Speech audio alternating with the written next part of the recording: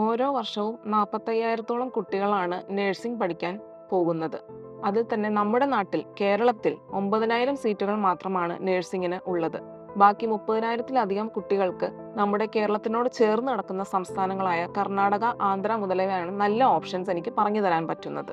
സാമ്പത്തികമായി പിന്നോക്കം നിൽക്കുന്നവരാണെങ്കിലും അല്ലാതെ ഒരു മീഡിയം ബഡ്ജറ്റ് ഉള്ളവർക്കാണെങ്കിലും തിരഞ്ഞെടുക്കാവുന്ന ഒരു സംസ്ഥാനമാണ് ആന്ധ്ര.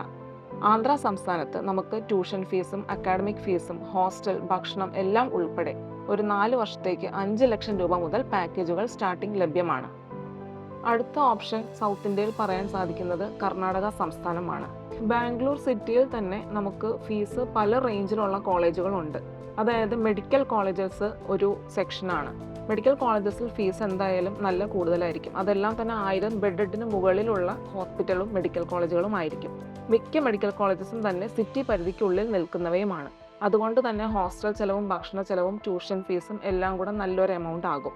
എന്നാൽ നിങ്ങൾക്ക് മെഡിക്കൽ കോളേജിൽ തന്നെ പഠിക്കണം, പക്ഷേ സിറ്റി വേണ്ട, എന്നാൽ ബഡ്ജറ്റിനുള്ളിൽ നിൽക്കുകയും വേണം എന്നാണെങ്കിൽ തുംകൂർ പോലുള്ള ഉള്ളിലേക്കുള്ള സ്ഥലത്ത് മെഡിക്കൽ കോളേജുകൾ ലഭ്യമാണ്. ഇതെല്ലാം തന്നെ വർഷങ്ങളുടെ സേവന പാരമ്പര്യമുള്ള കോളേജുകളാണെന്നുള്ളത് വേറെ കാര്യം. മൾട്ടി സ്പെഷ്യാലിറ്റി ഹോസ്പിറ്റലുകൾ 1-2 ഉള്ള കോളേജുകളും ബാംഗ്ലൂർ സിറ്റി വിട്ടുള്ള പരിധിക്കുള്ളിൽ ലഭ്യമാണ്.